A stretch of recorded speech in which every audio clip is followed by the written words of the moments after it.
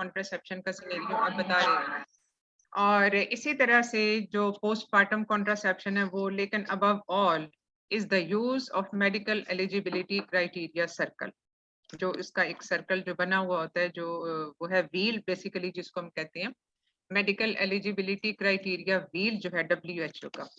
तो उसकी मैम इसके अलावा हर स्टेशन पे भी हर डिजीज के साथ सिनेरियो के साथ एंड में कॉन्ट्रासेप्शन का पूछते जरूर है ना? डेफिनेटली, वो ये तो एक part and parcel of reproductive health है। ये वो चीज है जिसको कवर करना हर हाल में जरूरी है, और ये तो डेफिनेटली जो अब आपके जो लॉन्ग केसेस जब होते थे तब भी इसको टच करना बहुत जरूरी होता था।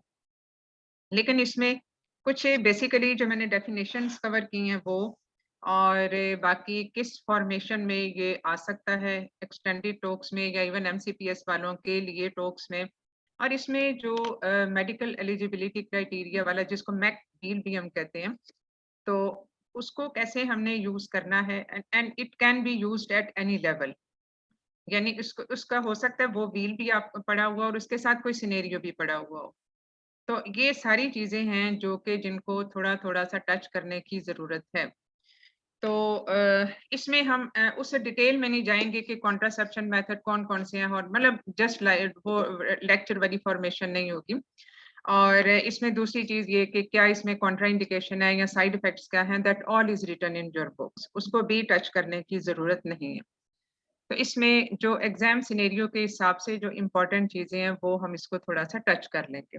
लेकिन अगर आपके जहन में उससे और भी, जैसे emergency contraception is one thing to be covered, लेकिन इसके अलावा आपके जहन में जो और कुछ क्वेरीज हैं, just let me know about that, कि और इसमें क्या चीजें हैं जो आप चाहते हैं कि कवर हो जाए। मैम मिस्ड पिल का है ना, मिस्ड पिल? यस, मिस्ड पिल का भी मैंने इसमें कवर किया हुआ है। वो इसलिए कि मिस्ड पिल का भी एक बहुत इंपॉर्टेंट चीज होती है। एक पिल मिस होगी, फिर कौन से साइकिल डे पे ये मिस हुई, तो वो भी चीजें एक इम्पॉर्टेंट है। What else? Postpartum contraception. हाँ जी मैम आईसीडी वाली स्टेशन आया था कि आईसीडी जी, आपकी आवाज बेटा मुझे नहीं आ रही है, आपकी आवाज नहीं आ रही। मैडम एक स्टेशन आया था ना कि आईसीडी प्लेस हुआ है पेशेंट को, थ्रेड विजिबल नहीं है और 8 वीक की प्रेगनेंसी है। ठीक है। वो वैसे बहुत एक सिंपल सी चीज होती है जो मिसप्लेस्ड IUCD है। वो तो उसकी चूंकि एक कॉम्प्लिकेशन है, फिर उसको आपने मैनेज कैसे करना है, ये चीजें तो एक सिंपल चीज है। और मैम जो मैकविल के अकॉर्डिंगली आते हैं सिनेरियोस, तो उसमें वहां पर मैकविल रखा हुआ होता है एग्जाम में, या हमें याद करना पड़ेगा? ये तो नहीं, उसमें उसमें that is very simple to use, उसमें याद करने की भी जरूरत नहीं, everything is written on the wheel. इसमें सिर्फ उसको तरीका इस्तेमाल उसका आना चाहिए, बस सिर्फ उसमें ये चीज है कि हाउ टू यूज इट, उसको मैंने कवर किया कि उसमें इसको उसकी यूटिलिटी कैसे होनी चाहिए, क्योंकि वो व्हील इतना सिंपल है कि वो एक नर्स, एक LHV भी उसको यूज कर सकती है। जिसको भी थोड़ा सा इंग्लिश पढ़नी आती है वो उसको यूज कर सकता है, and even the educated patients themselves. तो इसलिए इसकी जो हाँ जी जी मैम जी ये कॉन्ट्रासेप्शन की कॉम्प्लिकेशन जो होती हैं, जैसे इंजेक्शन है उसके बाद पेशेंट समटाइम कंप्लेन करती है कि उससे मुस्तकिल ब्लीडिंग हो रही है, तो इस तरह की कॉम्प्लिकेशंस को कैसे मैनेज किया जाए? करना ये कैसे? भी होती है। देखो, जो कॉन्ट्रासेप्शन है वो इतना वास्ट सब्जेक्ट है, अगर हम हर मेथड की डिटेल में जाएं तो ये इतना वास्ट सब्जेक्ट है कि इसको हम एक उसमें सेशन में कवर कर ही नहीं सकते। लेकिन जहां तक इसकी नॉन कॉम्प्लिकेशंस है हर मेथड की, and that you should know, हर वो बंदा जो कॉन्ट्रासेप्शन को डील करता है, जो पेशेंट्स को एजुकेट करता है, उन पे इस्तेमाल करता है, उसको ये सारे pros and cons about each and every method पता होने चाहिए कि इसकी, क्योंकि ये आपने पेशेंट को एजुकेट करना होता है इसके बारे में before she selects and you select any method for her. क्योंकि हमने जो सिलेक्शन करना होती है वो मेडिकल एलिजिबिलिटी क्राइटेरिया के मुताबिक करनी होती है। जो पेशेंट ने करनी होती है वो self method according to her ease and convenience, according to her religious believes, according to her partner's consent, ये सारी चीजें हैं जिसपे फैमिली प्रेशर, ये सब चीजें हैं जिसपे बहुत सारी चीजें उसकी सिलेक्शन में एक इम्पॉर्टेंट इन्फ्लुएंसिंग फैक्टर बन जाते हैं। लेकिन जब वो अपने जहन में एक चीज का बना के आती है पेशेंट कि मुझे ये वाली या बाद दफा पेशेंट का ज्यादा जो एक फैक्टर होता है डिसीजन मेकिंग में, वो ये कि अगर पहले वो कोई तरीका इस्तेमाल करती रही और वो इफेक्टिव हुआ विदाउट एनी कॉम्प्लिकेशन, तो वो definitely she wants to continue with that. लेकिन अगर ऐसी कोई चीज नहीं है, the patient select any contraceptive method in discussion with her husband, तो वो जब हमारे पास आएगी तो हम ये देखेंगे कि उसका सूटेबिलिटी क्राइटेरिया क्या है, यानी अकॉर्डिंग टू मैकवील कि उसमें उसकी जो मेडिकल एलिजिबिलिटी है वो उस मेथड के लिए सूटेबल है या नहीं है। तो यहाँ पे व्हील का इस्तेमाल आ जाता है। जब ये व्हील नहीं था तो तब हम वैसे ही हमें पता होता था कि ये इसकी कॉम्प्लिकेशन है, पेशेंट को अगर ये प्रॉब्लम है तो हमने ये वाली चीज नहीं देनी। That was just a random selection of a method. तो इसमें विद द बैकग्राउंड नॉलेज के इस पेशेंट में हमने ये चीज नहीं देनी अगर इसको ये प्रॉब्लम हो तो। लेकिन अब now the things have been made very easy भी हैं और ये यूजर फ्रेंडली भी हैं, तो इसलिए जो है वो इसका अब जो है उसको डिसीजन मेकिंग में इतना हमें प्रॉब्लम नहीं होता। तो ये जो बाकी जो आप मैनेजमेंट ऑफ कॉम्प्लिकेशन है, management of complication is another segment to be covered. के पेशेंट ने अगर सपोज उसने इंजेक्शन लगवाया, इंजेक्शन के साथ हमें पता है कि 40% में मेनोरिया भी हो जाता है।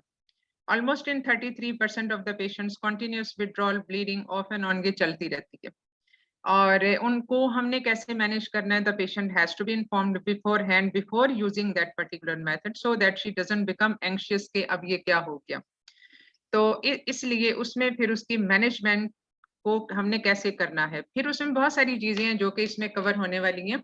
तो let's start with our presentation कि हम इसको जो फिर अब हमारी चीजें अनआंसर्ड रह जाएंगी इसको फिर हम आखिर में देख लेंगे। तो इसमें सबसे पहले जो किसी भी कॉन्ट्रासेप्शन मेथड से रिलेटेड जो चीजें होती हैं जो कि हम उससे वो करते हैं, पहले तो डेफिनेशन पे हम कर लेते हैं कि डेफिनेशन जो आम तौर पे जो आपको जो मैं अभी पहले भी बात कर रही थी कि जो उसको शेयर करते हैं, तो उसमें ये है कि जैसे बाद दफा डेमोग्राफिक डेटा का कोई ग्राफ आपको आ सकता है। डेमोग्राफिक डेटा का ग्राफ मतलब ये कि जैसे कोई कॉन्ट्रासेप्शन प्रेवलेंस से रिलेटेड कोई ग्राफ, कोई जो पाई डायग्राम है वो, या कोई भी इस तरह की फीचर आ सकती है जिसपे फिर आपसे अगला सवाल पूछा जा सकता है। तो इसको थोड़ा सा हम कवर कर लेते हैं स्टार्टिंग विद द डेफिनेशंस। तो डेफिनेशन में जो बहुत इंपॉर्टेंट चीज होती है वो एक जो इम्पोर्टेंट है जो डेमोग्राफिक डाटा के हिसाब से, वो ये कि कॉन्ट्रासेप्शन प्रेवलेंस रेट क्या है पाकिस्तान का। तो इसकी डेफिनेशन हम कैसे करेंगे, इसको आप अपनी स्क्रीन पे, मेरा ख्याल है सबको नजर आ रहा होगा, सबको नजर आ रहा है स्क्रीन पे? जी मैम। तो इसमें जो कॉन्ट्रासेप्शन प्रेवलेंस रेट है, तो ग्रेजुअली इट्स ये बेसिकली कॉन्ट्रासेप्शन प्रेवलेंस रेट जो है ये बहुत ज्यादा चेंज नहीं हुआ, और ये हम अपने जमाने में भी सुनते थे कि 30-35% कॉन्ट्रासेप्शन प्रेवलेंस रेट है, और अभी तक इन जुलाई 2022 तक ये 30-35% ही है। And what it means, the percentage of women of reproductive age, और रिप्रोडक्टिव एज क्या होती है 15 ईयर्स से लेके 49 ईयर्स तक, who use or whose partner use a contraceptive method at a given point in time। ठीक है, मतलब हम इसको टाइम बाउंड कर देते हैं, सपोज 1 साल के लिए या 6 महीने के लिए, यूजुअली हम 1 साल का अरसा लेते हैं जो एक इन जो रेट वगैरह की कैलकुलेशन होती है।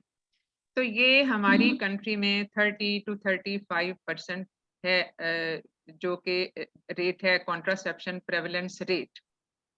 अब दूसरी एक बहुत इंपॉर्टेंट चीज है अनमेट नीड ऑफ कॉन्ट्रासेप्शन। इन दोनों चीजों से रिलेटेड हो सकता है आपको कोई ग्राफ आए या कोई इस तरह की पिक्चर आए जिसपे ये चीज मेंशन, और उसके बाद then you can be asked the question related with that कि what is meant by unmet need, what are the consequences and how you can meet with the criteria, जो स्टैंडर्ड क्राइटेरिया है वो उसमें उसको कैसे आप कर सकते हो, क्या पॉलिसीज बननी चाहिए, या फिर ये कि इसमें जो है वो इस बेसिकली सबसे पहले तो हमें डेफिनेशन पे उसको वो करना पड़ता है, और फिर उसके बाद उसकी जो स्ट्रेटजीज होती हैं उनकी डेवलपमेंट, और ये कि फिर इसके फायदे क्या होंगे अगर अनमेट नीड को हम मैनेज कर लें। तो अनमेट नीड वो है the proportion of married women of reproductive age, who are not using any method of family planning but would like to postpone the next pregnancy or who don't want any more children. यानी वो चाहती हैं कि एक spacing हो, यानी birth spacing है और बर्थ लिमिटेशन है। तो जो चाहते हैं कि और बच्चे ना हो या जो चाहती हैं कि और उसमें नेक्स्ट प्रेगनेंसी में कुछ गैप डले लेकिन वो फिर भी यूज नहीं कर रहे, तो ये अनमेट नीड है। यानी वो पेशेंट्स जो उसको यूज करना चाहती हैं लेकिन नहीं कर पा रहे, ये 2018 में इसका 21% रेट था पाकिस्तान में, जबकि ये पहले आहिस्ता ये थोड़ा सा बेहतर हुआ है। तो अब दूसरी चीज जो है वो आ जाती है ग्रोथ रेट। अब ग्रोथ रेट जो है ये बेसिकली ये रेशो होती है between the annual increase in the population size and the total population for that year and usually multiplied by 100। Pakistan में पॉपुलेशन जो है वो ग्रोथ रेट जो है वो 1.91% है। ये भी आहिस्ता आहिस्ता बेहतर हुई है, 3 से लेके फिर 2.5 हुई, फिर 2 हुई, अब ये 1.91% है, but very slow improvement, very slow improvement. ये भी 2022 की फिगर है। तो ये तो था, ये 3 बहुत इंपॉर्टेंट वो फिगर डेफिनेशंस हैं जो कि आपको बिल्कुल पता होनी चाहिए, क्योंकि ये कॉन्ट्रासेप्शन में इनका एक बेसिक वो होता है। अब फर्टिलिटी रेट जो है वो इसको अगर हम सिंपल तरीके से करें तो total number of birds in a year पर 1000 women of reproductive age in a population, and it is the ratio between the number of live births in a year and the whole female population of childbearing age। यानी एक child bearing as में एक औरत जितने बच्चे पैदा कर सकती है वो उसका फर्टिलिटी रेट होगा, या total number of birds in a year पर 1000 women of reproductive age in a population। ये एक जनरलाइज्ड फिगर होगी। और ये जो फर्टिलिटी रेट है पाकिस्तान का 2022 का वो है 3.3 बर्ड्स पर वुमेन, यानी एक एवरेज वुमेन जो है वो 3.3 उसका फर्टिलिटी रेट है। जो बर्थ रेट है वो इससे देख बज़ाहिर सुनने में ये एक उसी तरह का वर्ड लगता है, लेकिन इसके मीनिंग में डिफरेंस है। इसमें the total number of birds in a year पर 1000 इंडिविजुअल्स, और पाकिस्तान में ये 26.538 बर्ड्स हैं पर 1000 पीपल। तो ये एक जनरलाइज्ड फिगर हो गई। जो फर्टिलिटी रेट है that is specific to each woman, ये एक total increase in the birth जो पॉपुलेशन है पर 1000 इंडिविजुअल्स, ये उसको इंडिकेट करता है। And this is also a figure of 2022, इसी करंट ईयर के ये फिगर्स हैं। अब ये किसी खास चीज के लिए ये ग्राफ्स नहीं है, लेकिन सिर्फ ये शो करते हैं कि अगर आपको इस तरह का ग्राफ आता है तो उसमें आप किस तरह से इसको मतलब इसमें कोई भी इससे रिलेटेड सवाल पूछा जा सकता है। जैसे कॉन्ट्रासेप्शन प्रेवलेंस रेट जो है वो पाकिस्तान का in comparison with the other countries in the sub continent, तो ये भी उसमें एक मिनट, हेलो हाँ जी बेस्ट हम जीरो पे कहते हैं, मैंने कहा जीरो पे, अच्छा नहीं लेकिन हाँ +2 पे हो तो फिर मुझे बता दो।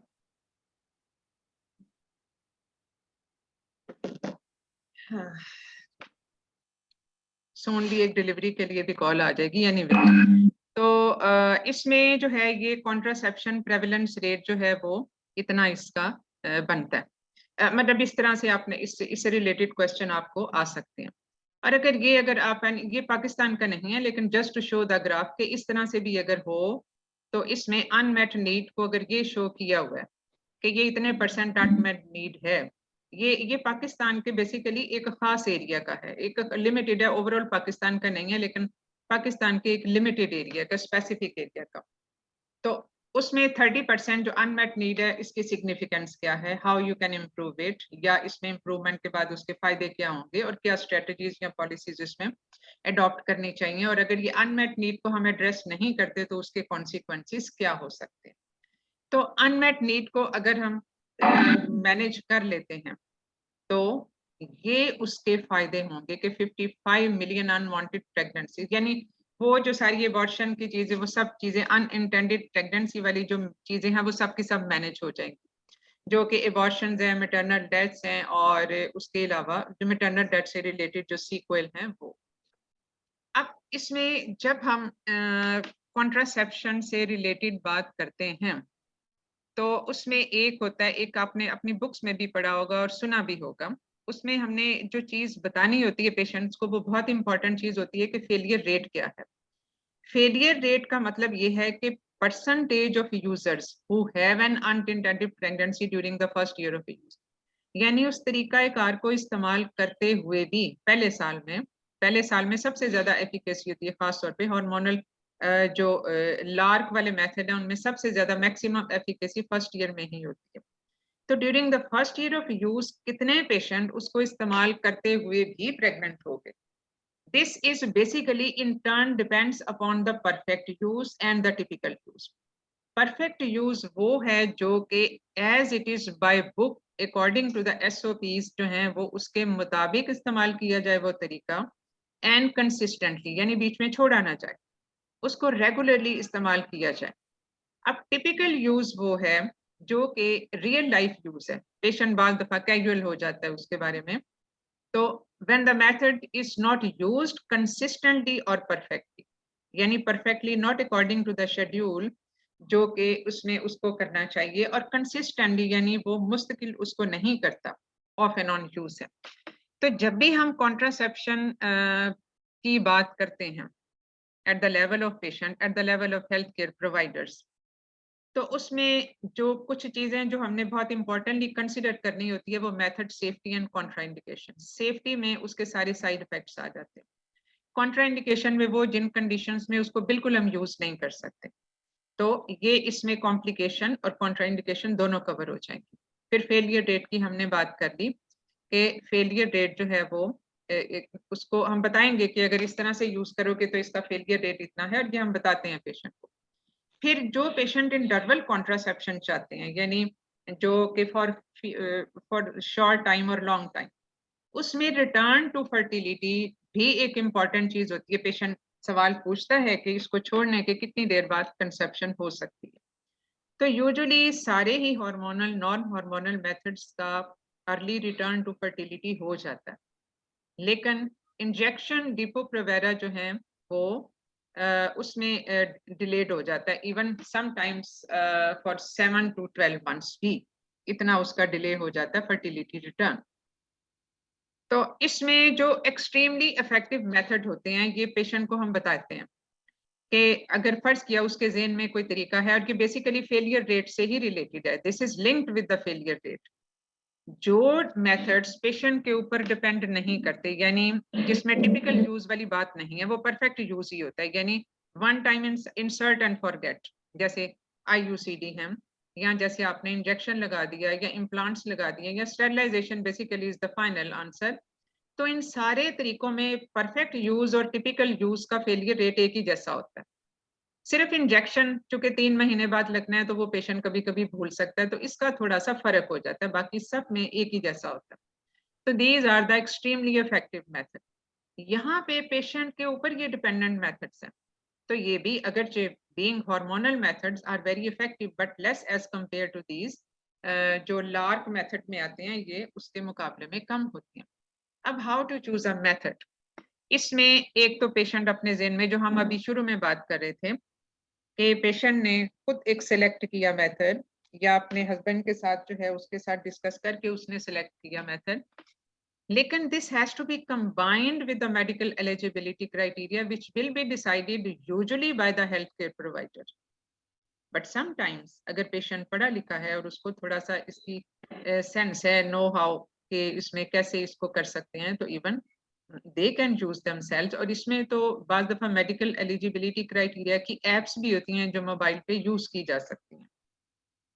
तो पर्पज इसका क्या है मेडिकल एलिजिबिलिटी क्राइटेरिया का? Suppose you are provided with the wheel and provided with a scenario, और उसमें आपने ये है कि इसमें इस सिनेरियो के हिसाब से आप इसको मेडिकल एलिजिबिलिटी क्राइटेरिया के मुताबिक, या हो सकता है आपने मेडिकल एलिजिबिलिटी क्राइटेरिया को इस्तेमाल करने का तरीका अपने ट्रेनिंग को भी सिखाना है, या आपके सामने एक पेशेंट बैठा हुआ है, उसने एक सिनेरियो या काउंसलिंग सेशन है, उसमें आपने मेडिकल एलिजिबिलिटी व्हील जो है मैक व्हील, उसको आपने यूज करके फिर वो चीज निकाली। तो there you can be asked about the question that what is the purpose of using this wheel, so you must know कि पर्पस उसका क्या होता है। सिंपली तो ये बहुत सिंपल लगता है this is basically the selection of a contraceptive method according to the particular situation of the patient. अब पर्टिकुलर सिचुएशन मेडिकल के अलावा भी हो सकती है, जैसे ब्रेस्ट फीडिंग है या और कुछ प्रॉब्लम्स हैं। So basically the first purpose is to base the guideline for family planning practices on the best available evidence. वही बात है कि हम उसमें गाइडलाइन के थ्रू चलते हैं। To address misconceptions regarding who can and cannot safely use contraception, ये मिसकंसेप्शन पेशेंट्स की भी हम एड्रेस कर रहे होते हैं।